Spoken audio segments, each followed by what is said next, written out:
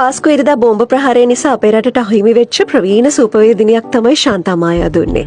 ඇය ස්වර්ණවාහිනියේ රසසරණිය කළා ගොඩ කාලයකට කලින්. ඒ කාලේ පාසල් සිසුවියක්ව ඉන්නකොට මම මගේ ඔළුවට දාගත්තු ඇගේ රෙසිපි එකක් තමයි මේ රුලම්බත්.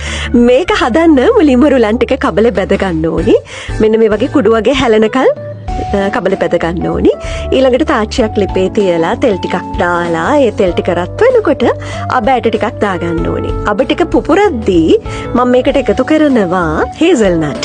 හේසල්නට් එකතු කරේ කජු ඉවර වෙලා. හේසල්නට් පොඩ්ඩක් විතරයි තිබුණේ හින්දා ඔබට ඕන කජුත් දාන්න පුළුවන්. එතකොට මේ දාන්නේ මුද්දරස් පලන්. හැබැයි ඉතින් මේවා අත්‍යවශ්‍ය නැහැ, තියෙනවා නම් විතරක් එකතු කරන්න. ඒ ටික ටෙම්පරාදු වෙනකොට මම මේකට එකතු කරගන්නවා පොඩියට කපාගත්තු ලුණු ගෙඩියක්. ඊට පස්සේ ලුණු ටික හොඳට ටෙම්පරාදු කරගන්නවා. ඊළඟට දාන්නේ සුදු ලුණු. මම සුදු ලුණු සාමාන්‍යයෙන් හැම කෑමටම වැඩිපුර එකතු කරන කෙනෙක්. මේකටත් ඉතින් වැඩිපුර එකතු කරනවා සුදු ලුණු පොඩියටම කපාගෙන. ඒ ටිකත් ටෙම්පරාදු වෙනකොට මම ඒකට එකතු කරනවා ලුණු. රස අනුව ලුණු ටිකක් එකතු කරගන්න ඕනේ. ඊට පස්සේ මේකටම ගම්මිරිස් කුඩු ටිකකුත් එකතු කරනවා. ඊළඟට මේ දාන්නේ කොටු හැඩයට පොඩියටම කපාගත්තු කැරට්. ඒත් එක්කම ලුණු කොළ ටිකකුත් හීනයට කපලා මේකටම එකතු කරගෙන මේ ටික හොඳට ටෙම්පරාදු කරගන්නවා. මේ ටික ටෙම්පරාදු වෙද්දී මම මේකට එකතු කරනවා මිරිස් කුඩු ටිකක් වැඩිපුර එකතු කරගත්තා. ඊට පස්සේ කෑලි මිරිසුත් බොහොම පොඩ්ඩක් එකතු කරගත්තා.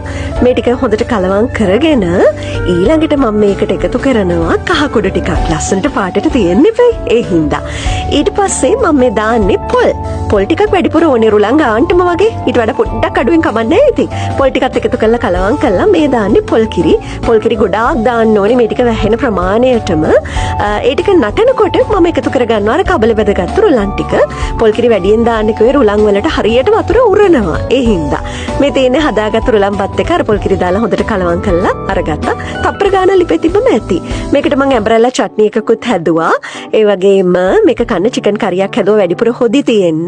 ඒක වෙනම බෙදන්නේ මොකද නැත්නම් රුලන් වලට ඔක්කොම හොදි ටික උරා ගන්නවා. මේ තියෙන්නේ මගේ සෙනසුරාදා රුලන් බත් එක.